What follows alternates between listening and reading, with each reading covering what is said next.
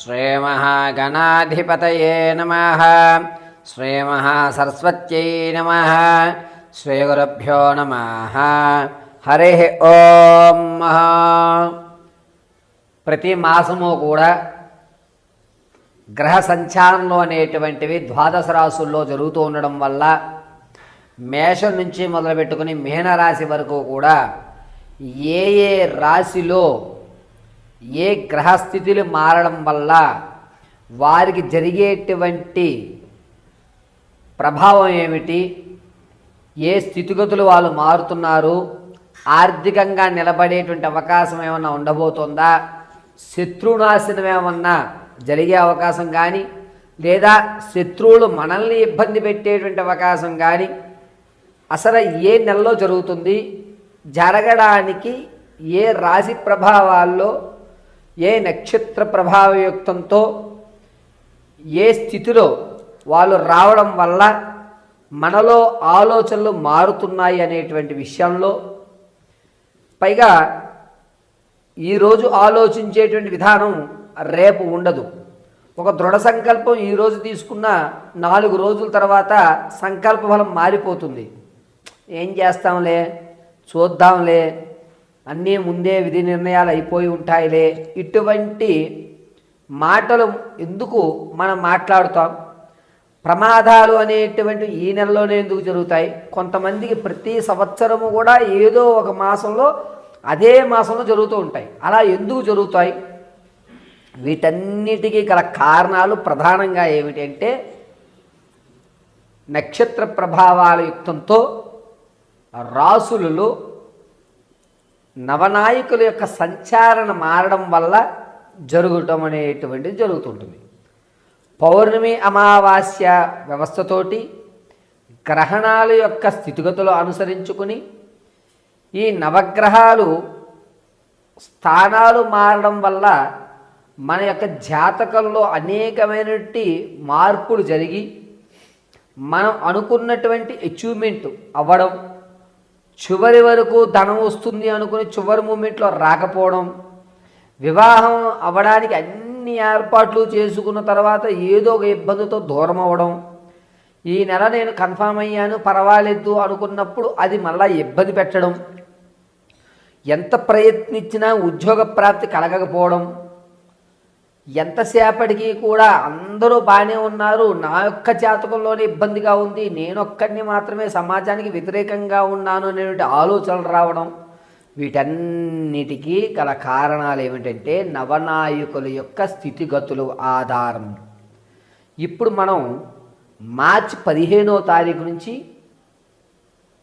April 18వ తారీఖు వరకు కూడా రవి స్థానం మారుతూ ఉండడం వల్ల మేషం నుంచి మొదలు పెట్టుకుని మీనరాశి వరకు కూడా ఏ విధమైనటువంటి స్థితిగతులు మారుతున్నాయి అనేటువంటి విషయాన్ని మనం చర్చించుకుంటాం. ఏ విధంగా వీరు ఆర్థికంగా కానీ లేదా వీరి ఆలోచన విధానంలో ఏమైనా మార్చుకోవాలా, ఈ నెల నుంచి వచ్చేటువంటి నెల వరకు కూడా వీరి యొక్క ఆలోచన యుక్తం మారడానికి ఏ విధమైన రెమెడీస్ చేసుకోవాలి, అదేవిధంగా కోర్టు సంబంధితం కానీ భార్యాభర్తల మధ్య చికాకులు కానీ లేకపోతే విద్యలో ఉన్నతమైన స్థితిగతులు పొందడం కానీ మీరు అనుకున్నటువంటి రంగంలో అనుకున్న విధంగా మీ యొక్క విజయకేతనం ఎగరవేయడానికి అనుకూల వాతావరణాలు ఎప్పుడు కలుగుతాయి, వీటన్నిటినీ మనం చాలా క్షుప్తంగా చాలా ఈజీగా మనం ఈ వీడియోస్ నుంచి తెలుసుకుంటాం. ఎక్కడి నుంచి? మేషం నుంచి మొదలుపెట్టుకుని మీనరాశి వరకు కూడా రవి సంచరించడం వల్ల జరిగేటువంటి స్థితిగతులు.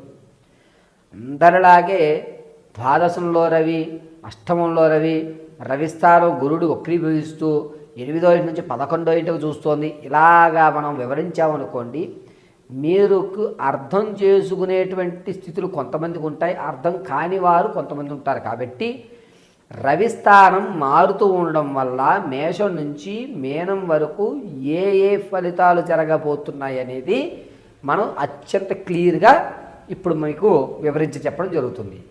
ఈ రవి సంక్రమణ జరగడం అనేటువంటి దాని వల్ల జరిగేటువంటి ప్రభావాలు కేవలం గోచార రీత్యా మాత్రమే తెలియజేస్తున్నాను. ఇది గుర్తుపెట్టుకోండి, నేను తెలియజేసేది కేవలం గోచార రీత్యా మాత్రమే. వ్యక్తిగతంగా కాదు. ఈ విషయాన్ని దృష్టిలో పెట్టుకుని చక్కగా నేను చెప్పేటువంటి మేషం నుంచి మీనం వరకు కూడా రానున్న మార్చి 15వ తారీఖు నుంచి ఏప్రిల్ 18వ తారీఖు వరకు జరిగేటువంటి విపత్తులు, దానివల్ల తీసుకోవాల్సిన జాగ్రత్తలు, మనం ఎదరికి వెళ్ళాలంటే ఏ విధంగా ఉండాలి అనేటువంటి మన కఠినమైన నిర్ణయాలు ఇప్పుడు మనం తెలుసుకుందాం. తదుపరి సింహరాశి వారికి ఈ 17వ తారీఖు నుంచి ప్రారంభం చేసుకుని మార్చి 17వ తారీఖు నుంచి ఏప్రిల్ 18 వరకు కూడా రవి సంచరించడం, అందులోనూ గ్రహణ ప్రభావం వీరికే ఉండడం వల్ల అనేకమైన ఇబ్బందులు కలుగుతున్నాయి.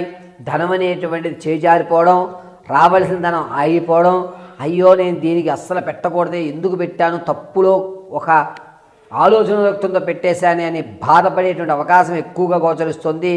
రాజకీయ నాయకులకు మాత్రం గడ్డు కాలంగా ఉంటుంది. మార్చి 17వ తారీఖు నుంచి 20వ తారీఖు వరకు కూడాను. పైగా ఈ సింహరాశిలో ఉన్నవారికి సంగీత, సాహిత్య, సినీ, కళా పరిశ్రమల్లో ఉన్నవారికి మాత్రం కొంచెం కలిసి వచ్చేటువంటి అవకాశం, పెద్ద పెద్ద వాళ్ళతో పరిచయాలు ఏర్పడతాయి కానీ అవకాశం అయితే రాదు. పరిచయాలు మాత్రం ఈ నెలలో మీకు గోచరిస్తున్నాయి. అంతేకాకుండా రైతు ఇబ్బందులు పడేటువంటి అవకాశం ఎక్కువగా లభిస్తుంది. నిరుద్యోగులకి ఉద్యోగ ప్రాప్తి కలిగేటువంటి అవకాశం అధికంగా ఉంది. పైగా సింహరాశిలో ఉన్నటువంటి వారికి ఈ 17వ తారీఖు నుంచి వచ్చేటువంటి అంటే మార్చి 17వ తారీఖు నుంచి ఏప్రిల్ 18వ తారీఖు వరకు కూడా ఏం చేస్తున్నాము, ఈ పని నా వల్లే అవుతుంది కదా, నేను ఎందుకు చేయట్లేదు, ఏదన్నా నాకు నెగిటివ్ కనబడుతోందా, నెగిటివ్ ఎనర్జీ ఏదన్నా ఆవహిస్తుందా అనేటువంటి ఒక చిన్న డైనమాలో అయితే మాత్రం ఉండడం జరుగుతుంది. ఏదైనా శాంతి చేసుకోవాలా, ఏదన్నా విశిష్టమైన దేవాలయానికి వెళ్ళి దర్శనం చేయాలా అనేటువంటి ప్రశ్నార్థకాలు ఎక్కువగా జరుగుతూ ఉంటాయి. అయితే ఈ సింహరాశి వారు లక్ష్మీ నరసింహస్వామి దేవాలయం దర్శించడం చాలా మంచిది. పైగా మీ ముఖవచ్చస్సులో కళాహీనం అనేటువంటిది ఏర్పడుతుంది, కళ అనేటువంటి తగ్గుతుంది. వివాహం కొరకు ఎవరైతే ప్రయత్నిస్తున్నారో వారికి వివాహం అయ్యేటువంటి అవకాశాలు చాలా తక్కువగా ఉన్నాయి. సంతాన ప్రాప్తి మాత్రం కలిగేటువంటి అవకాశాలు లభిస్తున్నాయి.